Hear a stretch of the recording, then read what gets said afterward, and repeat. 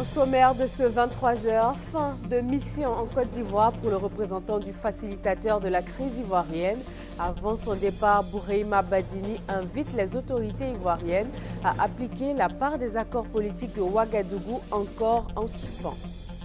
La lutte contre la fraude aux examens se radicalise. Plus de 2600 téléphones portables saisis l'année dernière dans les centres de composition ont été détruits ce jeudi.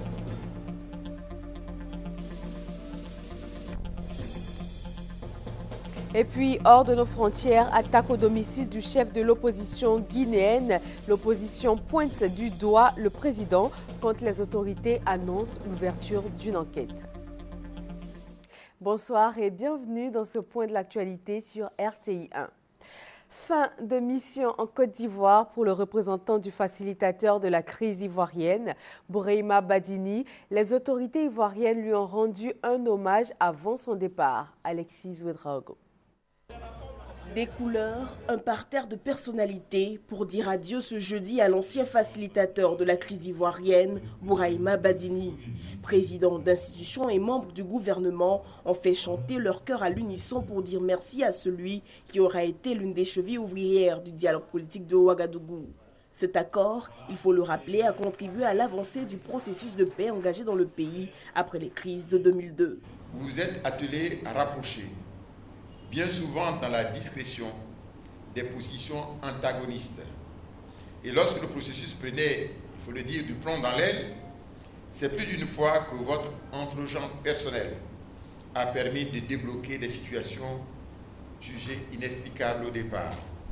Vous avez passé bien de nuits blanches, sous haute pression, tout cela au chevet de la Côte d'Ivoire, alors malade. Au-delà de cette célébration, c'est la solidarité et la fraternité entre deux peuples, ivoiriens et burkinabés, qui est exaltée, a ajouté le chef du gouvernement. Prenant la parole, le magistrat de grade exceptionnel s'est dit confus dans si grand honneur. Il a salué la chaleur et l'hospitalité de ce pays frère. Bourheima Badini a exhorté les Ivoiriens à poursuivre le dialogue. Le pardon n'exprime sans doute pas la justice, mais demander pardon soulage les cœurs meurtris et exonère la conscience de sa charge de motif. Les Ivoiriens doivent continuer à se parler, à dialoguer. Ce qui vous unit, la Côte d'Ivoire, est plus important que ce qui vous divise.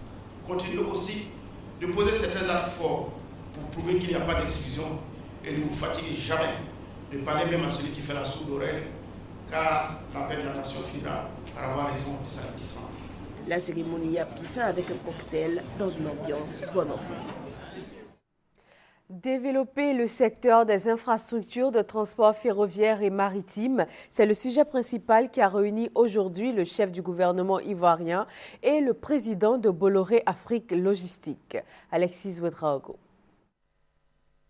Faire de la capitale économique ivoirienne un hub dans les domaines des services pétroliers pour la sous-région. Voilà l'un des projets présentés mercredi à Abidjan par le groupe Bolloré au chef du gouvernement. À très court terme, 2 portiques de quai arrivent sur le terminal conteneur d'Abidjan. Nous avons lancé la commande de 4 nouvelles locomotives sur site à rail. Nous avons un projet de développement d'une base pétrolière pour que Abidjan devienne un hub dans le domaine des services pétroliers pour la sous-région. Donc, nous avons beaucoup de projets. Dans le secteur ferroviaire aussi, le groupe entend investir près de 1000 milliards de francs CFA pour le projet notamment de prolongement du chemin de fer Abidjan-Niamey-Cotonou. Le président de Bolloré Afrique Logistique s'est prononcé sur les critiques formulées à l'encontre de son groupe qui vient d'obtenir la concession du 2e terminal à conteneurs. Il a assuré que ce choix n'entravait en rien la compétitivité du port d'Abidjan. Dominique Lafonte a dit prendre au sérieux les plaintes déposées contre son groupe auprès de l'UEMOA. Il a soutenu que celui-ci ferait valoir des arguments solides pour sa défense. Ouverture demain du 4e Forum des marchés émergents. Pendant 2 jours, 90 leaders et experts du monde politique de 20 pays du monde seront à Abidjan. Il va être question des perspectives et stratégies de développement en Afrique. Les enjeux de la rencontre avec le ministre d'État, ministre du Plan et du Développement. Le reportage est de Jean-Jacques Kwame. Le Forum des marchés émergents UMF en abrégé va réunir les leaders des gouvernements et du monde des affaires au niveau international afin de débattre des questions économiques, financières et sociales auxquelles les économies émergentes sont confrontées. Son objectif est de réduire les inégalités entre les pays en facilitant l'échange d'expériences, les débats politiques et l'engagement du secteur privé pour atteindre le développement durable. Selon le ministre d'État, ministre du Plan et du Développement, Marguerite Ouakpeuse, pour la Côte d'Ivoire qui ambitionne d'être un pays émergent à l'horizon 2020, ce forum qui s'ouvre ce vendredi à Abidjan est une chance. Nous allons beaucoup apprendre aux côtés de toutes ces personnalités de référence. Nous aurons aussi l'occasion dans les débats de les situer sur les efforts que nous faisons. Il y aura des sessions qui auront lieu, notamment la session sur la stratégie à mettre en œuvre pour atteindre donc la vision qui a été définie dans l'étude. Et cette session sera donc présidée par le président de la République, qui aura également l'occasion de faire un discours magistral à l'Hôtel d'Ivoire vendredi après-midi. Les experts, environ 100, vont également plancher sur les conclusions du nouveau rapport du Forum des marchés émergents Afrique 2050, réaliser pleinement le potentiel du continent. Outre les conclusions de ce rapport, 5 thèmes seront soumis à réflexion. La vision Afrique 2030, la stratégie pour réaliser cette vision, la démographie, l'inclusion, l'équité et la bonne gouvernance. La lutte contre la fraude aux examens scolaires se radicalise. Plus de 2600 téléphones portables saisis l'année dernière dans les centres de composition ont été détruits aujourd'hui. Reportage Francis Boifo. C'est une première en Côte d'Ivoire. 2635 téléphones saisis sur des candidats en situation de fraude lors des examens à grand tirage, session 2012, ont été détruits sur les yeux impuissants de certains élèves au lycée classique d'Abidjan. Ça me fait vraiment mal. C'est vrai que certains élèves sont venus avec leur téléphone, donc c'est la première fois. Mais quand même, on pouvait remettre à ces élèves et leur dire d'aller à la maison après les examens, leur remettre le téléphone. Pour le ministère de l'Éducation nationale et de l'enseignement technique, c'est un signal fort qu'il veut lancer aux 215 369 candidats qui frappent cette année aux portes des universités. Pas question donc de céder aux émotions des élèves, dira le directeur de cabinet du ministère. Tous ceux qui seront pris dans les mêmes conditions, eh bien, les téléphones vont subir les mêmes réactions. Cela est inscrit au dos de leur convocation. Tout portable pris sur un candidat est définitivement confisqué. Ce que nous venons de voir ce soir s'inscrit en droite ligne de cette lutte-là contre la fraude. À chaque type de fraude, il y a une sanction qui est prévue. Il y a des candidats qui sont interdits d'examen pendant au moins 5 ans. Il y a des acteurs, je veux dire les enseignants, les chefs de centre, tous ceux qui ont été pris, eh bien, ils font l'objet de conseils de discipline et selon la gravité de leur cas, il y a des sanctions qui vont avec. Les épreuves orales du baccalauréat session 2013 ont débuté mardi dernier. Elles s'achèvent ce vendredi. Les épreuves écrites, elles, démarrent le mardi 25 juin prochain. Les candidats sont invités à lire attentivement leur convocation pour éviter toute éventuelle sanction. 30 gendarmes pour assurer la sécurité des habitants de Songon, c'est à l'ouest de Yopougon. La nouvelle gendarmerie a été inaugurée aujourd'hui même. David Mobio. Cette brigade aura pour mission première d'assurer la sécurité sans exception, sans état d'âme, de toutes les personnes vivant dans cette localité, ainsi que leurs biens. La sous-préfecture de Songon, porte d'entrée ouest du district d'Abidjan, a longtemps souffert des actes de grand banditisme. Afin de soulager les populations de cette épineuse question de sécurité, le district d'Abidjan vient de leur offrir une brigade de gendarmerie, un logement pour le commandant et la mutation de 30 gendarmes, ce qui rend immédiatement opérationnelle cette brigade. Le président de la République nous a encouragés à terminer dans les meilleures conditions possibles cet ouvrage pour lequel nous sommes réunis ce matin. Parce que, monsieur le ministre, la sécurité est un catalyseur du développement. La sécurité précède le développement et la sécurité alimente le développement. C'est pourquoi nous sommes heureux d'être ici en présence de nos frères en attendant d'avoir des sœurs gendarmes, de nos frères gendarmes qui sont prêts, parce que le commandant supérieur de la gendarmerie l'a dit, à donner le meilleur d'eux-mêmes pour que nos populations soient en sécurité. Le ministre, auprès du président de la République chargé de la Défense, à la tête d'une forte délégation de la hiérarchie militaire, a salué cette contribution du district d'Abidjan. Nous ne sommes pas étonnés et surpris de ce geste, monsieur le gouverneur. Et je sais que ce n'est pas le dernier geste, n'est-ce pas, monsieur le gouverneur? Le président de la République, son Excellence Alassane Ouattara, hier m'a appelé et m'a demandé de vous traduire très personnellement son admiration pour ce que vous faites et vous félicite très sincèrement.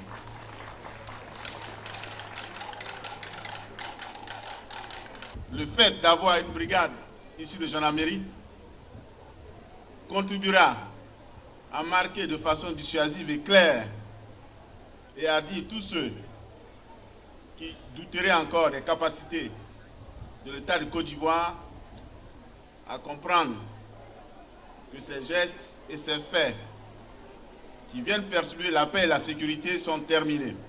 Les locaux de la brigade de gendarmerie de Songon, le logement du commandant et les équipements ont coûté 200 millions de francs CFA entièrement financés par le district. Les populations de Songon n'iront plus à Yopougon, Trois-Rouges pour solliciter les services de sécurité. Toujours dans le domaine de la sécurité, une mission de l'Union interparlementaire est à Abidjan. Elle s'est rendue sur le site de l'ADDR à Niama pour se rendre compte du processus de désarmement, de démobilisation et de réinsertion des ex-combattants. Victorine Yaoyoboy. Le désarmement des ex-combattants se poursuit. L'autorité pour le désarmement, la démobilisation et la réintégration, ADDR, a mis en place un mécanisme respectant les standards internationaux et adapté aux réalités ivoiriennes. Résultat, en 8 mois, 5000 ex-combattants ont été désarmés et réinsérés. L'objectif de l'ADDR pour l'année 2013 est de désarmer 30 000 ex-combattants. Les députés de l'Union interparlementaire en visite sur le site de l'ADDR à Niama ont pu se rendre compte des avancées. Les parlementaires ont pu aussi échanger avec près de 200 ex-combattants venus déposer volontairement les armes. Je suis venue m'enlever pour pouvoir voir un boulot, quelque chose à faire. J'ai eu à prendre arme. Aujourd'hui, s'il y a un changement, pour moi, que je puisse avoir quelque chose, pour moi, pour survivre. C'est tout mon problème. J'ai un permis de conduire. Ça fait depuis 2009, je ne roule pas. La majorité de ces ex-combattants a déjà appris un métier. Il s'agit donc pour l'ADDR de les appuyer financièrement pour aboutir à leur réinsertion. Éliminer l'extrême pauvreté d'ici à 2015 passe par la construction d'infrastructures de base, notamment des écoles, des hôpitaux et des logements. Pour y arriver, la Côte d'Ivoire vient de mettre sur pied un programme national de développement communautaire. Beket Aliko et Laurent Banga. Moins de 300 francs CFA, c'est ce que gagne un Ivoirien par jour depuis 2008, alors que la norme est de 500 francs CFA par jour, selon le rapport du ministère du Plan et du Développement. Face à cette pauvreté absolue, le gouvernement ivoirien réagit. Ainsi, il est mis en place depuis février 2012 un programme national de développement communautaire.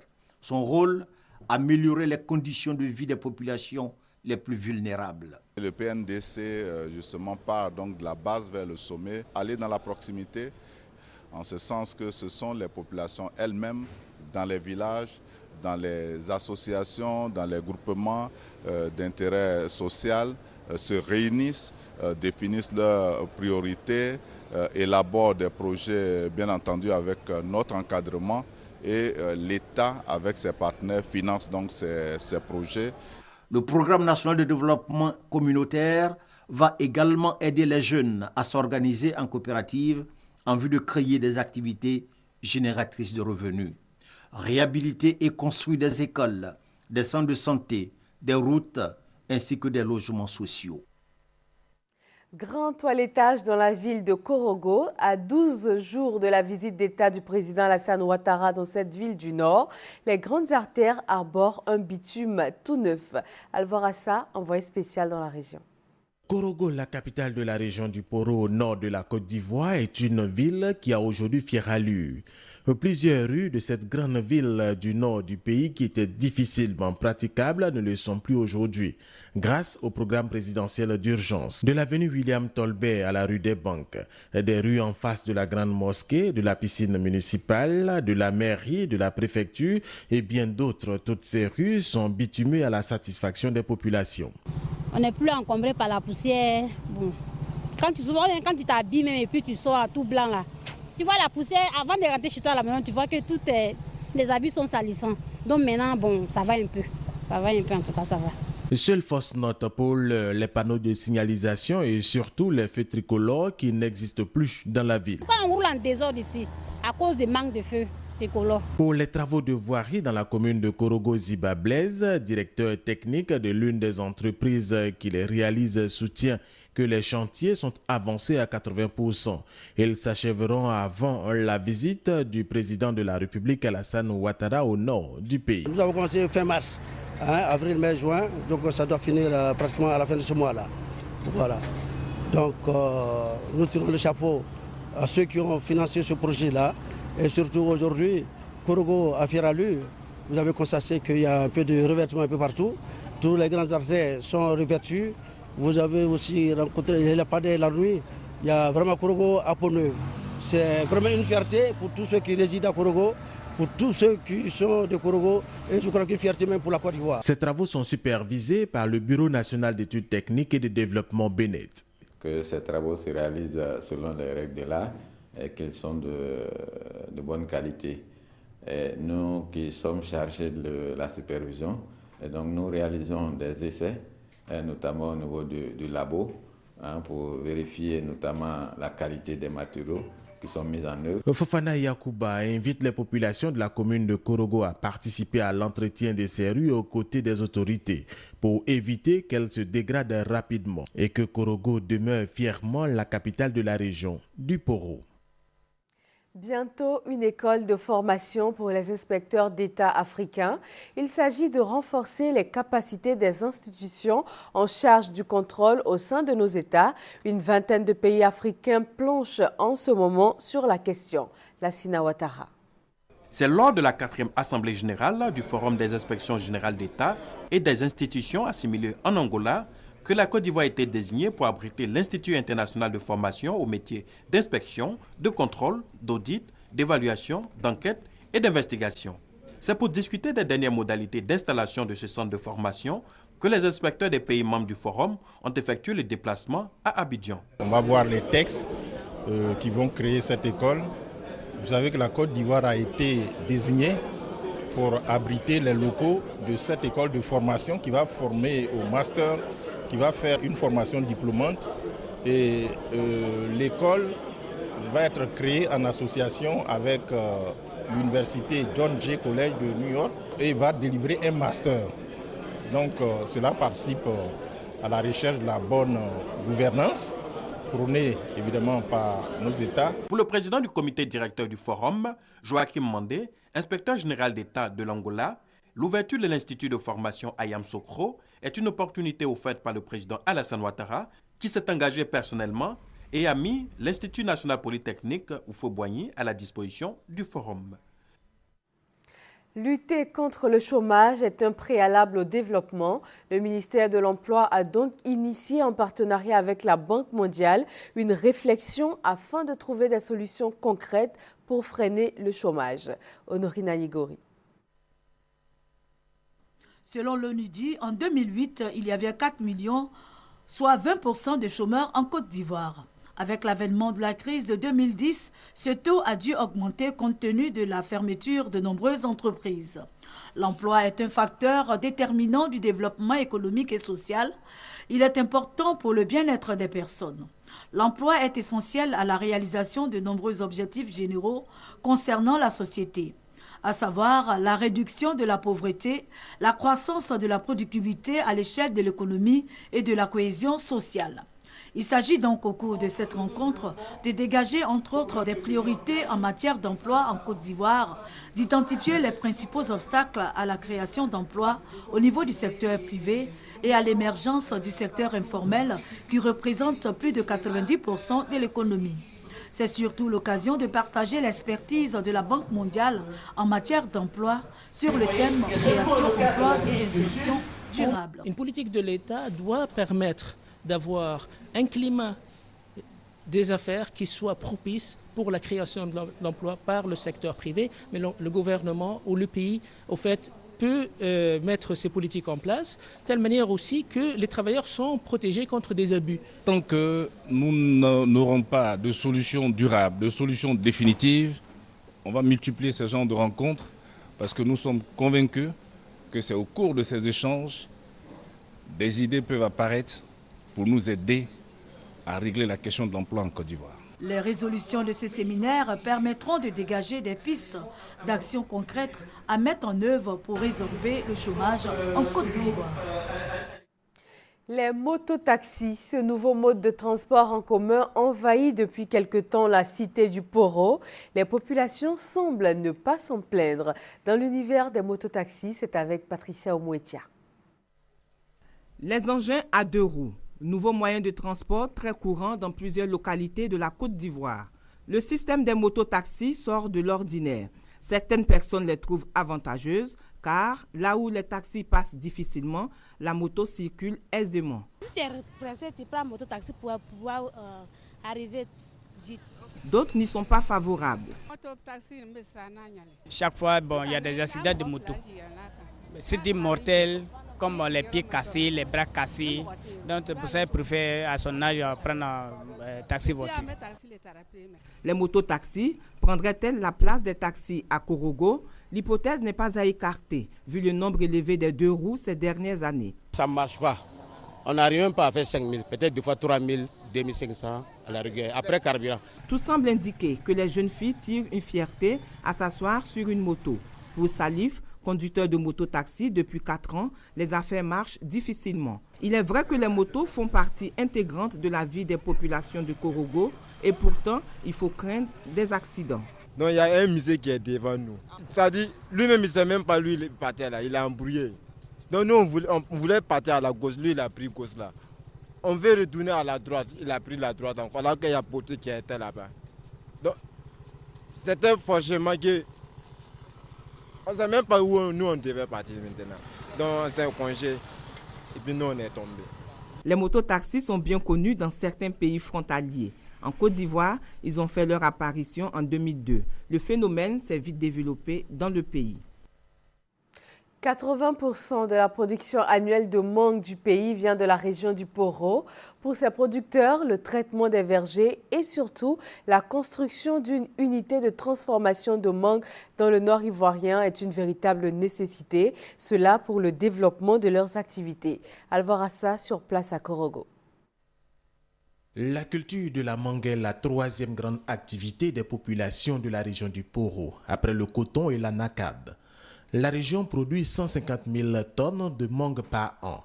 20 000 sont exportées, 20 000 autres sont vendues sur le marché local. Et le reste est produit à perte. Et c'est pourquoi les producteurs et exportateurs souhaitent un appui pour que les 110 000 tonnes restantes soient transformées sur le plan local. On demande de la transformation. Il faut ce qu'on rejette d'être transformé et revendu sur le marché. Et ensuite, on demande aussi à l'État de nous aider à traiter les vergers. Voilà, parce que les exportateurs ne peuvent pas tout faire. À chaque campagne au moins, c'est 10 milliards qui rentrent dans le nord. La campagne seulement, en 3 mois. La mangue fait vivre plusieurs familles dans le nord de la Côte d'Ivoire. Cette population de Wolo, sans la mangue, nous, on ne peut pas vivre parce que c'est la mangue qui fait notre tout. C'est comme café cacao. Quand la campagne elle est bonne, on organise tout ce qu'on va dépenser dans l'avenir. Dans l'année, on peut organiser tout dedans. Sanogo Yaya est producteur de mangue à Wolo, village du département de Sinématiali, une activité qu'il mène avec toute sa famille. Une famille qu'il entretient régulièrement pendant la période de la cueillette pour inviter ses frères et sœurs à travailler avec rigueur.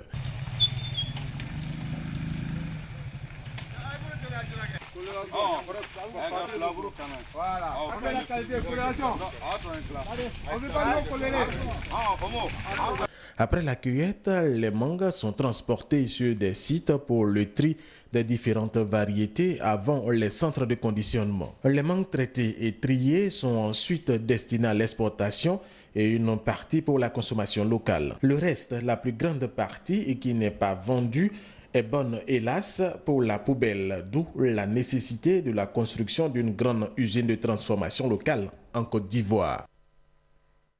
Direction le centre du pays, la recherche agricole revient au goût du jour à Bouaké. L'ex-Atrao, désormais Africa Rice, institution spécialisée dans le domaine, revient sur ses bases. Kader Sogodogo et Charles Tatou. Les journaliers de Africa Rice, le centre du riz pour l'Afrique basé à Mbé, dans la région de Bouaké, ont été fêtés par leurs responsables. Durant la crise, ils ont contribué à préserver les installations du centre de recherche sur le riz en Afrique, le seul sur le continent. Le représentant régional de Africa Rice, Dr Amadou Moustapha Bey, a traduit la reconnaissance de l'institution à ses travailleurs. Si vous voyez que ce beau site existe encore, c'est parce qu'il a été préservé par les populations qui n'ont pas vandalisé. Et ça, quand même, ça mérite qu'on les remercie. Africa Rice produit depuis sa reprise en 2005 200 à 300 tonnes de semences de qualité supérieure destinées à la culture du riz dans ses 24 pays membres. Avec le retour de la paix et de la stabilité, la normalisation de toutes les activités est en vue. Le 3 septembre, il y aura le conseil d'administration qui se tiendra à Abidjan, le conseil des ministres, 2 semaines plus tard, qui va entériner la décision. Nous pourrons officiellement dire que nous pouvons revenir. Mais en attendant, nous sommes en train de renforcer le personnel ici. La reprise totale des activités de Africa Rice en Côte d'Ivoire permettra au secteur du riz de connaître une évolution. La Côte d'Ivoire, il faut le savoir, dépense chaque année un peu plus de 300 milliards de francs CFA dans l'importation du riz. En Guinée, la tension monte dans le domaine politique. Le domicile du chef de l'opposition a été attaqué. L'incident survient au moment où Cellou Dalein Diallo comparaît dans un procès l'opposant à un proche du pouvoir en place. L'opposition pointe du doigt le président. Les autorités annoncent l'ouverture d'une enquête. Les images. Des cartouches de gaz lacrymogène éparpillées dans le jardin de sa résidence. Cellou Dalein Diallo est très en colère contre la police. Les forces de l'ordre n'ont pas hésité à investir son domicile de Conakry. Les violences se sont surtout déroulées autour de son domicile alors que le chef de l'opposition guinéenne, accompagné par plusieurs dizaines de ses militants, revenait d'un tribunal de la capitale. Il comparaissait pour diffamation contre un proche du président Alpha Condé. Il y a eu au moins 12 blessés, dont 3 par balle. On a été l'objet d'agression de la part de la police qui a jeté plusieurs bombes lacrymogènes et les journalistes étaient là, ils ont constaté que la fumée était partout, il était impossible de voir à 5 mètres et tout le monde avait les yeux larmoyants. Le chef de l'opposition guinéenne menace de se retirer du dialogue politique engagé entre le pouvoir et l'opposition en vue de la tenue des élections législatives. Ses partisans estiment que les policiers qui ont mené cette opération ont bénéficié d'une complicité au plus haut niveau du pouvoir. Les policiers qui sont arrivés sont identifiés. Quels sont les commanditaires? Si le gouvernement ne prend pas une décision aujourd'hui pour identifier les commanditaires, nous dire réellement quels sont les gens qui sont venus violer le domicile de M. Cellou Dalein Diallo, pour nous, le seul et unique responsable de ça, c'est M. Alpha Condé. Le gouvernement de Conakry a annoncé l'ouverture d'une enquête. Le Premier ministre a promis des sanctions contre les responsables de ces violences. Et puis, le chef de file de l'opposition guinéenne, Cellou Dalein Diallo, vient d'annoncer le retrait de son parti du dialogue politique inclusif qui a débuté en ce mois de juin. Au Brésil, les manifestations contre la vie chère continuent. Les autorités de certaines grandes villes sont revenues sur la hausse des coûts du transport public à l'origine des troubles, mais la colère des manifestants est loin d'être retombée. La fronde se poursuit au Brésil et fait tache d'huile. Des heurts ont opposé mercredi manifestants et policiers dans la banlieue de Rio et à Fortaleza. Ce mouvement social contre la vie chère gagne les banlieues populaires et surprend par son ampleur. L'étincelle est partie de la hausse du prix des transports en commun, mais la révolte semble avoir des causes plus profondes. Elle intervient alors que le pays investit des milliards de réals pour préparer le mondial 2014. La hausse des tickets de bus a permis de nous réveiller. Maintenant, nous nous battons pour de meilleurs services sociaux, pour la sécurité et l'éducation. Nous sommes fatigués, assez d'injustice. Je veux de meilleures écoles. Je veux de bons hôpitaux et pas de stade de football. Les politiques semblent quelque peu débordés. Cédant à la pression populaire, la plupart des villes du pays, à l'image de Rio et de São Paulo, se sont résolues à geler les tarifs des transports en commun. Nous allons devoir assumer les coûts budgétaires de cette baisse des prix. Nous allons être obligés de réduire les investissements en se serrant la ceinture. Mais je comprends que la question des transports soit importante. Tout le monde souhaite des transports de qualité, suffisamment fréquents et à bas prix. L'annonce d'une baisse des prix du transport n'a pas suffi à calmer les esprits. La présidente Dilma Rousseff, après quelques jours d'hésitation, a pris conscience de l'ampleur du mouvement et déclaré qu'il fallait écouter la voix de la rue et qu'elle était même fière de voir les Brésiliens se battre pour un pays plus juste. Fin de cette édition. Merci de votre attention. Bonsoir.